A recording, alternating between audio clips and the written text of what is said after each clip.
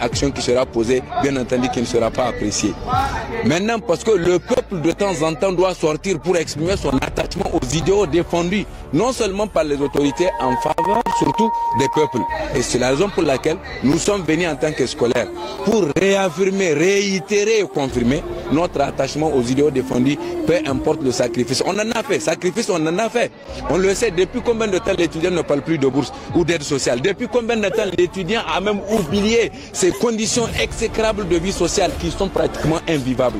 Nous avons décidé volontairement, par devoir de l'histoire et de génération, d'accompagner cette marche et dire que là, aucun sacrifice n'est assez pour la cause qui est défendue. Enfin, pour parler de la question des élections, nous ne sommes pas des politiciens, nous n'avons pas de parti politique, nous n'avons pas de mentor. Il n'y a donc aucune nécessité pour nous de venir tirer sur les gens à tort et à raison. Mais c'est la cause qui l'exige. Aujourd'hui, on le sait, notre État n'est pas définitivement assis. L'avènement du CNSP a fait connaître l'État une certaine amélioration en termes de sécurité et d'ordre, nous sommes d'accord. Cela a fait en sorte que les terroristes, d'une manière ou d'une autre, ont été quand même déséquilibrés. Mais qui peut dire aujourd'hui que la sécurité est totalement et définitivement garantie? Pour un État qui n'a pas encore de sécurité, est-ce qu'on peut parler d'État? L'État, en réalité, le fondamental de l'État repose sur l'ordre et la sécurité. Tant qu'il n'y a pas d'ordre et de sécurité, une élection ne constitue en réalité que de faire en sorte d'essuyer, disons, d'une manière ou d'une autre, mettre de la pommade derrière l'œuf. Ça ne servira à rien. C'est une façon de faire semblant de régler un problème, alors que c'est sur le problème on a mis quelque chose pour créer encore un autre problème. Un jour ou l'autre, ce serait une sorte de bombe à retardement. On va revenir à la case de départ. Conscient de cette responsabilité générationnelle, nous, en tant que jeunes d'abord, et en tant que peuple, mais aussi et surtout en tant que scolaires, parce que notre responsabilité est d'abord aussi intellectuelle. Nous devons guider le peuple à comprendre la nécessité de ne pas se laisser emporter par le jeu des billets politiques dans le cadre des élections. Nous avons dit que pour l'instant, il est très tôt de parler des élections. Pour l'instant, il est très tôt de vouloir revenir à l'ordre politique que nous avons combattu. Pour l'instant, il est très tôt de vouloir ramener les mêmes qui ont été déguerpis d'une manière ou d'une autre sur le terrain, du fait qu'ils ont été d'une manière ou d'une autre conçus comme étant des pourris. Mais on revient encore. Écoutez, on ne peut pas vouloir d'une chose et son contraire. Le principe est clair. C'est soit on veut la souveraineté, on l'assume, soit on ne le veut pas, on veut. On écoute Capitaine Ibrahim Traoré. Élèves et étudiants qui ont beaucoup de doléances.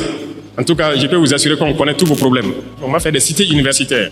Et même les questions des restaurants, de bourses, intermédiaires, tout ça sont des problèmes qu'on connaît.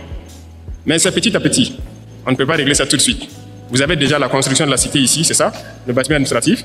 On espère que l'année prochaine ou plus tard, on va lancer les cités universitaires, agrandir les capacités des restaurants universitaires, augmenter le nombre de plats et pour finir la question des bourses. Parce que nous travaillons à maîtriser actuellement les dépenses militaires pour pouvoir injecter dans notre éducation. Parce que l'éducation, c'est la clé. Donc, on ne vous a pas oublié tous ces problèmes cités. Je parlais donc même des laboratoires au ministre.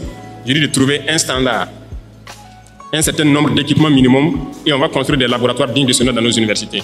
Parce que des gens vont venir faire une filière scientifique, aller sortir, même microscope, il n'a pas pu regarder une cellule végétale au microscope. Ce n'est pas possible. Oui, nous tous on a fait les séries scientifiques. Pour avoir accès au petit laboratoire, vous rentrez s'il n'y a que 7 ou 8 microscopes.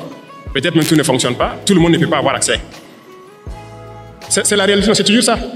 Donc, il est là-dessus. On veut créer des laboratoires types dans beaucoup de nos universités.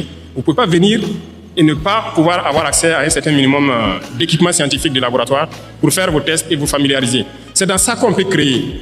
Si on n'a pas développé ce volet laboratoire, on a des théoriciens qu'on crée.